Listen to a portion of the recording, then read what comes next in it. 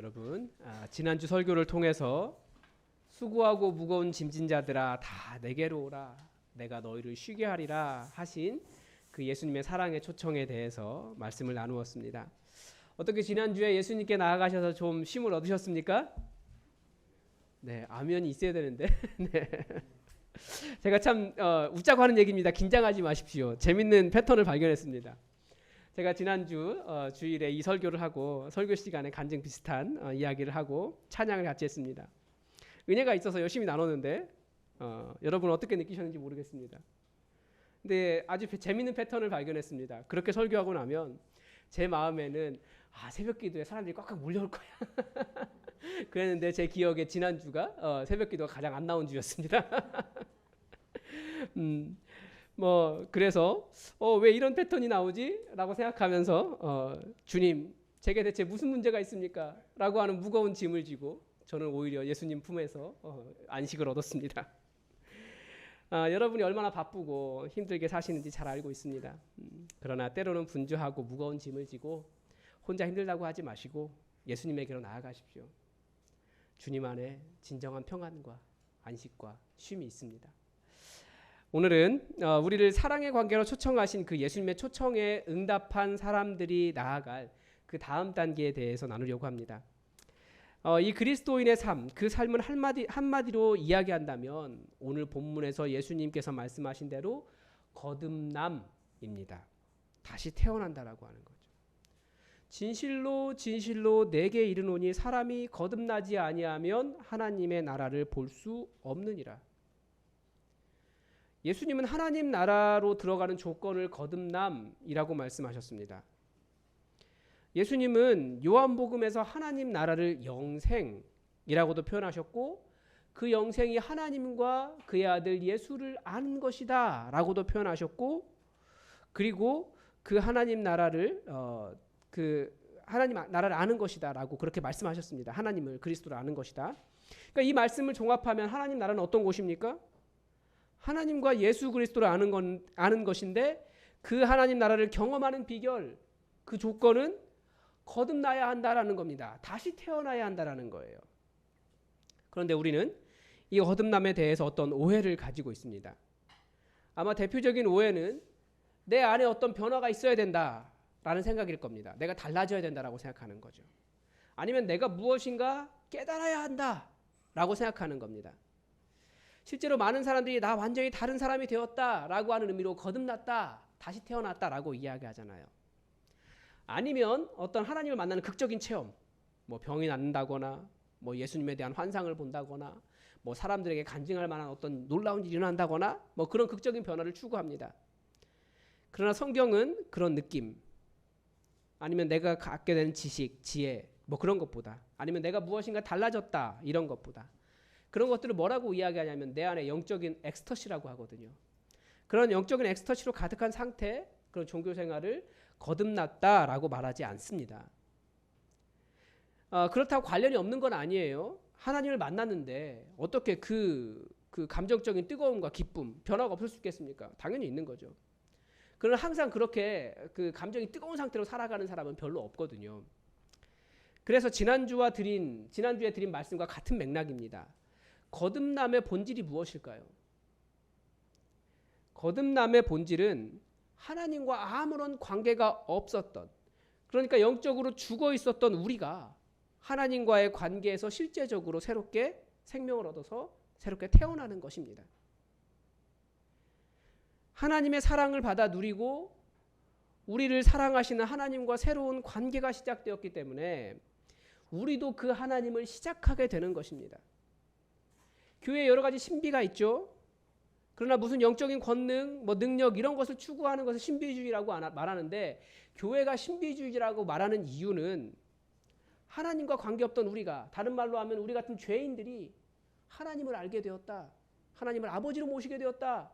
그분과 사랑의 관계를 나누게 되었다. 이것이 신비라는 거예요. 어떻게 가능하겠습니까? 한번 생각해 보십시오. 이 유한한 인간이 여전히 죄성으로 가득 차 있는 우리 인간이 무한하신 하나님과 그 창조주와 친밀한 사랑의 관계를 누린다는 것 정말 신비롭지 않습니까? 우리가 그 신비로 부르심을 받은 사람들이에요. 기뻐하지 않고는 견딜 수가 없는 것이 맞죠. 그러나 우리가 그런 경험 때문에 내가 변화되었다라고 생각할 수는 없다라는 거예요. 여러분, 그러면 우리는 어떻게 거듭나는 것을 알 수 있습니까? 이제 오늘 말씀이 니고데모라고 하는 바리새인이 예수님을 찾아와서 영생의 방법을 물으면서 시작한 내용입니다. 그런데 예수님은 바리새인들 너희들은 알 수 없어 라는 식으로 말씀하신 거예요. 너희들은 모를 거야. 왜 그럴까요? 이 바리새인들은 자신들이 뭔가를 해서 거룩을 이루려고 하는 사람들이었거든요. 그런 사람들은 알 수 없는 거예요. 예수님께서 가르쳐 주신 영생의 방법, 그 거듭남이 무엇이냐면 첫 번째는 5절에서 그 거듭남을 똑같이 설명합니다. 5절에서 사람이 물과 성령으로 나지 아니하면 하나님 나라에 들어갈 수 없느니라 라고 말씀하셨어요. 그러니까 3절과 구조가 똑같습니다. 거듭나면 하나님 나라를 볼 수 있다라고 말씀하신 것처럼 물과 성령으로 거듭나지 아니하면, 그러니까 거듭남은 어떻게 시작되는 겁니까? 물과 성령으로 다시 태어나는 겁니다.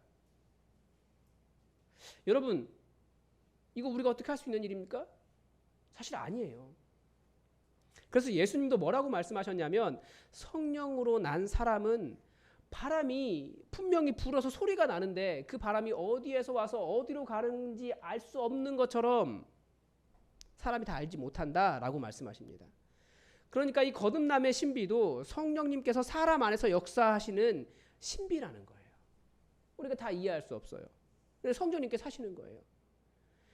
나는 잘 모르고 그냥 신앙생활 하고 있었는데 어느 날 보니까 주의 영이 나를 변화시켜 주시는 것이 거듭남이라는 거죠. 어느 날 보니까 내가 하나님 나라를 살아가고 있다는 거예요. 그렇게 보면 예수님께서 본문에서 가르쳐 주신 그 거듭남의 세 가지 조건이 있는데 그게 첫 번째입니다. 성령님께서 역사해 주시는 것. 두 번째는 은혜입니다. 저도 이 은혜라는 단어를 굉장히 많이 사용하는데 좋아합니다. 그런데 이 은혜라고 하는 단어는 성경에 있는 어떤 사건을 가리키는 전문 용어다라고 말씀드렸습니다. 물론 은혜라고 하는 단어가 있죠. 그게 무엇입니까? 이 예수님의 십자가 사건이에요. 예수님께서 십자가에서 죽으셔서 살아나시고 우리에게 구원을 베푸신 그 십자가 사건을 은혜라고 부릅니다. 그러니까 은혜라고 하는 그 단어 한 단어 속에 우리는 그런 의미를 다 담고 있는 거예요.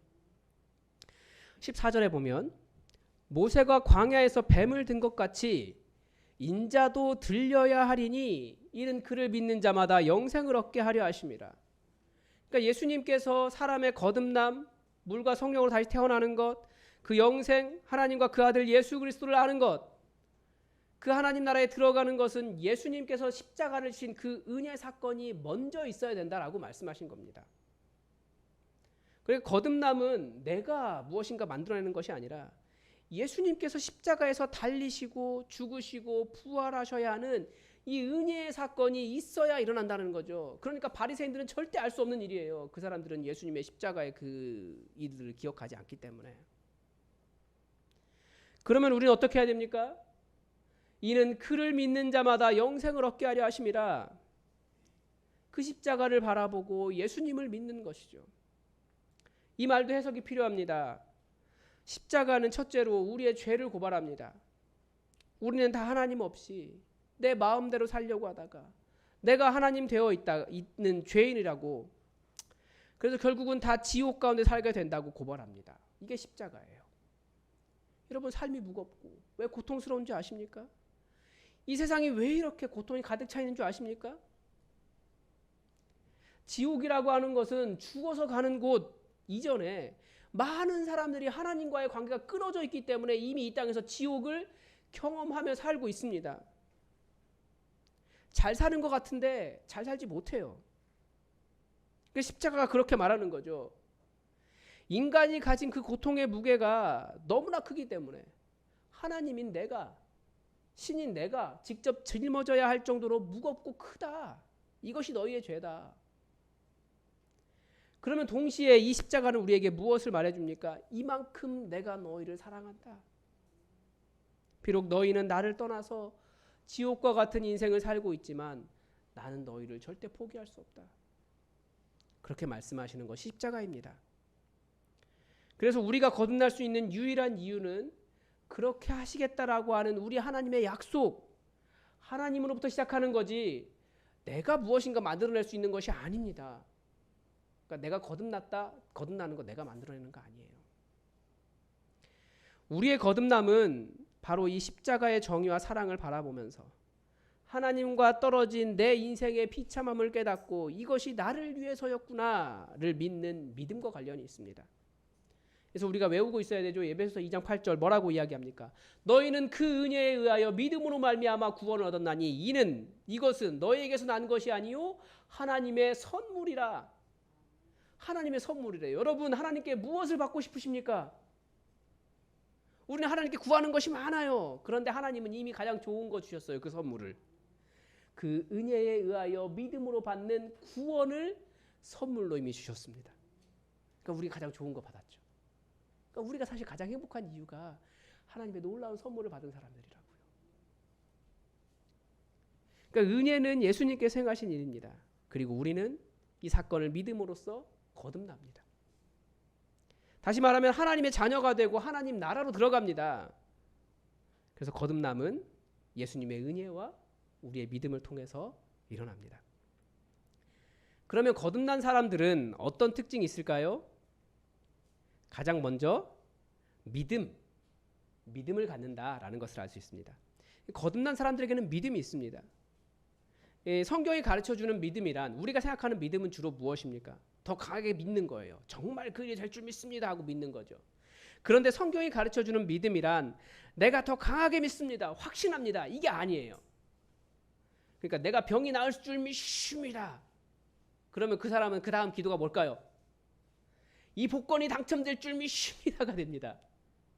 그게 아니라는 거예요. 이 믿음이란 하나님께서 행하신 일들, 그러니까 이 성경에 나와 있는 이 일들이 진실이다라고 진심으로 받아들이는 것이 믿음입니다.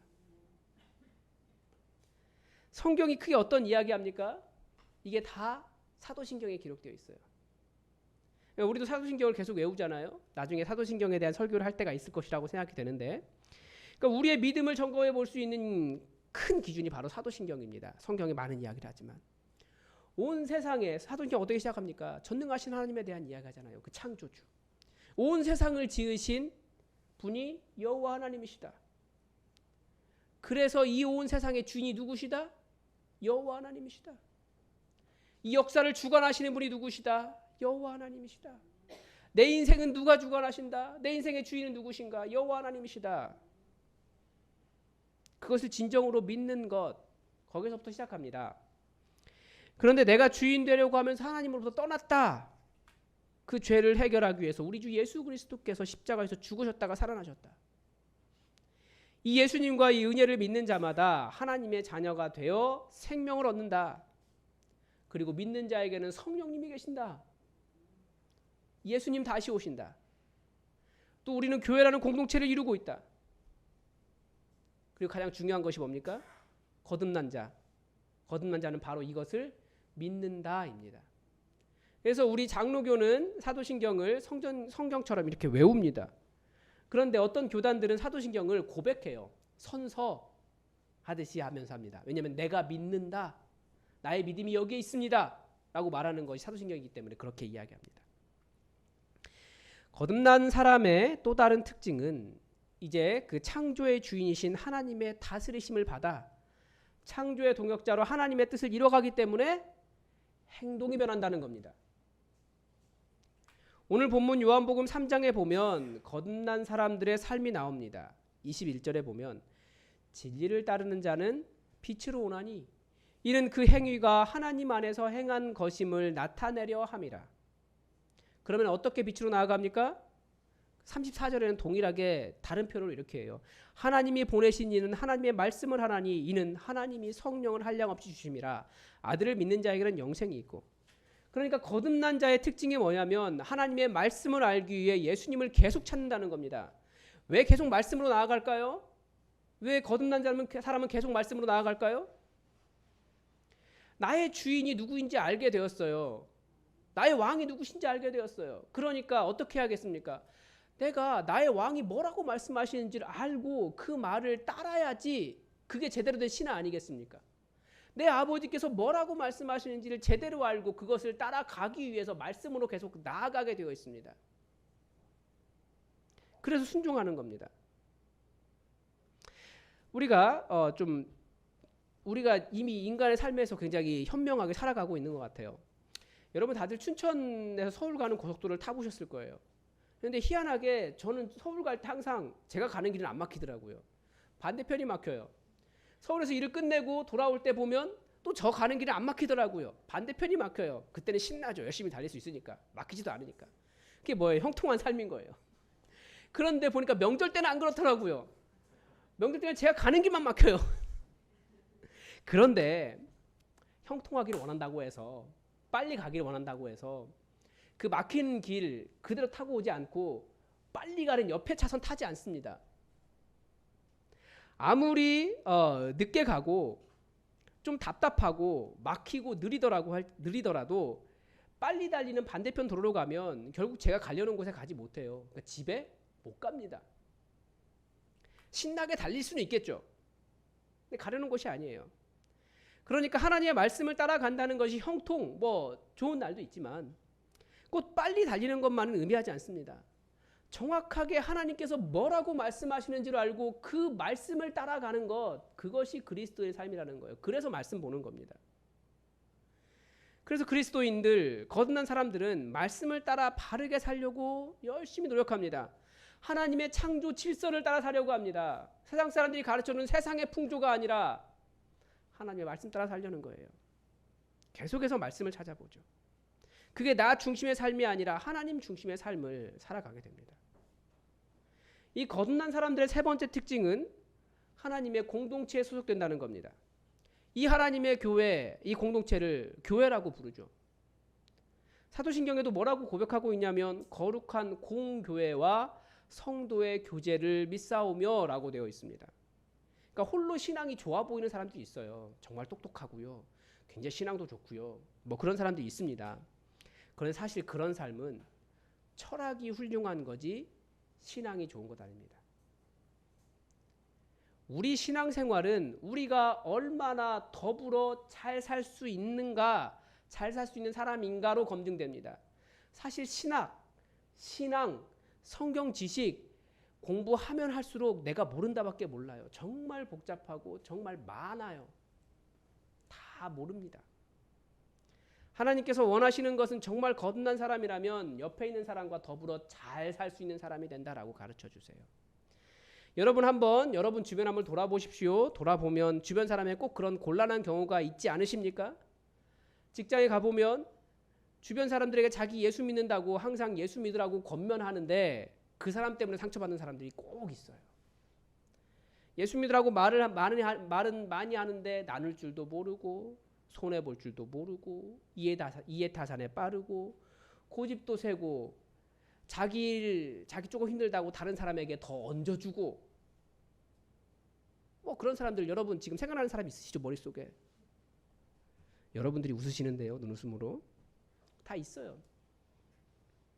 그런 사람을 신앙 좋다고 말하지 않는다고요.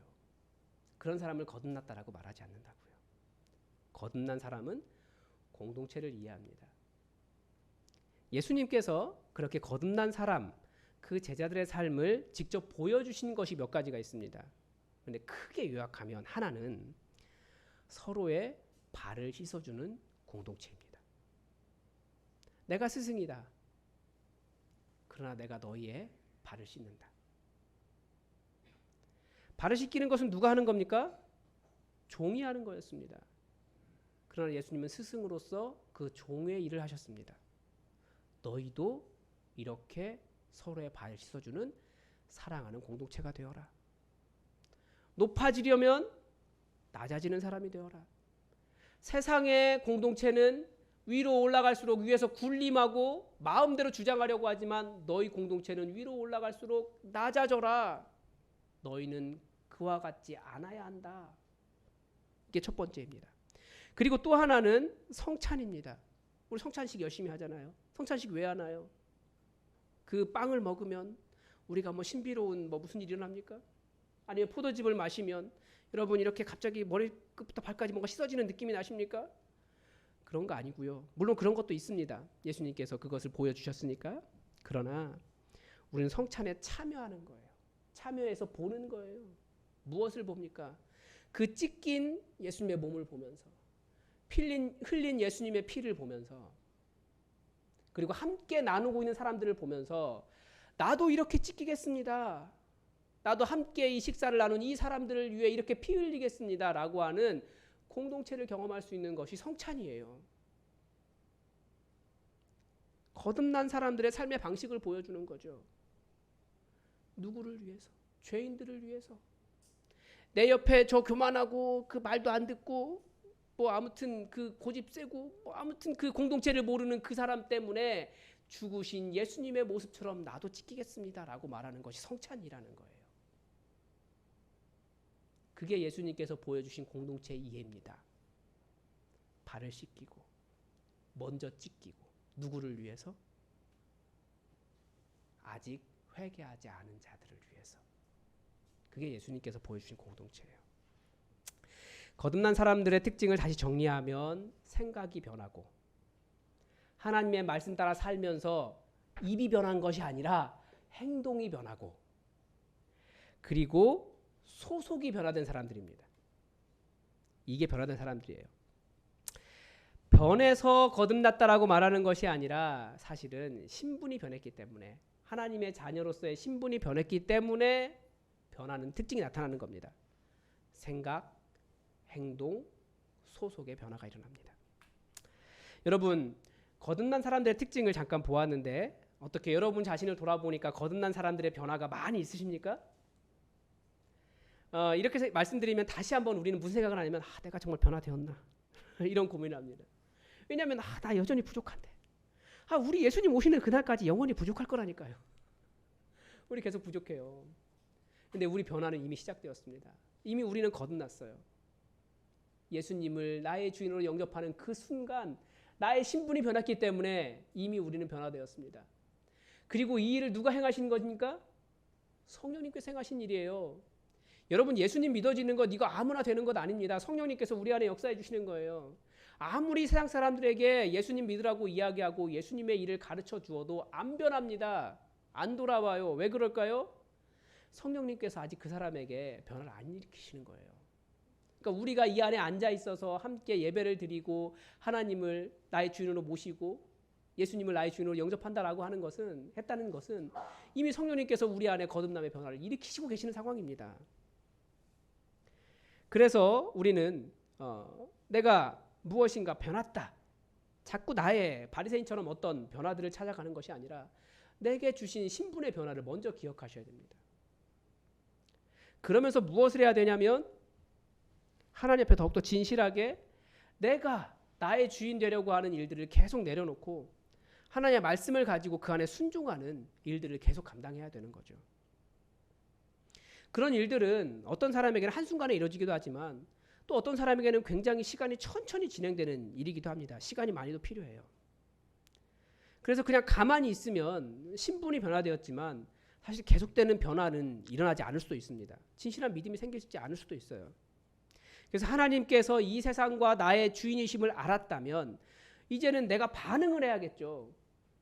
진짜 내 주인이 되시도록 적극적으로 하나님을 주인으로 모시는 반응을 해야 됩니다. 그것이 뭐냐면 예수님께서 광야에서 뱀에 물린 사람들로 표현하신 이 사건이에요. 무엇보다도 내가 죽어가고 있다는 것을 아는 거죠. 하나님과의 관계가 끊어져 있어서 혹은 하나님을 믿는다고 말을 하고 있는데 하나님과의 관계에 어떤 문제가 있기 때문에 내가 죽어가고 있다라고 하는 영적인 상태에 대한 직면을 먼저 하셔야 됩니다. 내 힘으로 살려고 하기보다 내 안에 하나님의 사랑으로 충만하게 채우려고 하는 것보다 내가 내 인생의 주인 노릇하려고 하는 것보다 하나님께 주신 모든 것에 감사할 줄도 모르고 계속해서 내가 잘나서 그런 줄 알고 뭐 다른 사람이 가진 것 내가 못 가서 나를 비하하고 그렇게 살아가면 그건 여전히 지옥이라는 거예요. 그렇게 자신이 죽어가는 것을 안다면 본다면 광야에서 그 사람들이 그 나무에 달린 뱀을 바라보았던 것처럼 예수님의 십자가를 바라보아야 됩니다. 그래서 우리는 계속해서 예수님의 십자가를 묵상해요. 예수님께서 왜 죽으셔야 했는지, 왜 죽으셨을까요? 나와 무슨 관계가 있길래 내가 너를 사랑한다고 이 십자가에서 말씀하고 계실까요? 그 십자가가 나를 위한 은혜임을 진실로 믿는 변화가 있어야 됩니다. 단지 기독교가 말하는 것을 이해하고 지적으로 동의한다고 해서 거듭나지 않습니다. 이 십자가 위에서 죽으신 그 예수님의 죽음과 함께 나도 죽어야 돼요. 그 예수님의 은혜가 나 때문이라는 것을 절감하고 예수님께서 이 핏값 주고 나를 사셨구나. 이제 나의 주인이 바뀌었구나.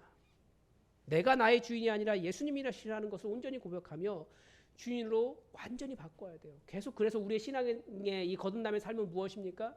나의 주인을 예수님으로 바꿔가는 삶이에요. 안 돼 있거든요, 여전히. 그런데 다시 돌아오면 이 거듭남은 어떻게 이루어집니까? 물과 성령으로. 즉 어디로 와서 어디로 가는지 모르는 바람처럼 일어나는 일이기 때문에 지속적으로 말씀을 묵상하고 십자가를 바라보고 예수님을 묵상하고 말씀을 따라 살아내고 하나님을 만나는 예배를 드리고 공동체 안으로 들어와 살다가 그렇게 살다 보면 어느 날 성령님께서 우리 안에 일으키시는 변화가 거듭남입니다. 수요 기도회를 통해서 계속 말씀드린 게 있어요. 정말 하나님을 만나기를 원한다면 계속해서 하나님 주변에 머물러 있으셔야 됩니다. 그러므로 여러분 안에 거듭남을 계속 점검하시면서 내가 정말 거듭난 사람의 특징이 나타나고 있는가 점검하시면서 십자가를 묵상하십시오. 예수님의 삶을 묵상하십시오. 예배에 참석하면서 하나님 앞에 서십시오. 하나님을 사랑하십시오. 공동체 안으로 들어오십시오. 하나님과 교회 공동체의 관계 안으로 계속해서 들어가십시오. 그러면 어느 날 성령의 바람이 여러분 안에 불어서 언제 시작되었는지 모르는데 하나님의 거듭난 사람, 그래서 하나님 나라에 들어가 있는 그 사람으로 우리를 변화시켜 주실 겁니다. 여러분, 우리 신앙생활은 하나님 나라 살아가는 겁니다. 그 거듭남 사모하시면서 완전히 하나님의 말씀으로 그리고 공동체 안에서 주의 성령 안에서 거듭난 사람의 삶을 살아가시기 바랍니다. 기도하겠습니다. 하나님, 오늘 주의 말씀을 통하여 하나님 나라에 들어가는 사람, 하나님 나라를 볼 수 있는 사람이 누구인지 배웠습니다. 우리가 이미 예수님을 나의 주인으로 모시며 이 거듭난 자의 삶을 살아가고 있는데 더욱더 온전하게 그 믿음과 그 행동과 그 공동체의 삶이 그 소속이 변화된 삶을 살아갈 수 있도록 우리를 인도하여 주시옵소서. 말씀으로 도전하여 주시고 말씀으로 우리 안에 깨달아 알게 하시고 삶이 온전히 변화될 수 있도록 도와주시옵소서. 그래서 나의 삶으로나 나의 신분으로나 믿음으로나 말씀으로나 정말로 변화되었다, 거듭났다라고 고백할 수 있도록 우리에게 역사하여 주시옵소서. 주의 성령의 바람이 우리 가운데 강력하게 불기를 원하오며 예수 그리스도의 이름으로 기도드립니다. 아멘.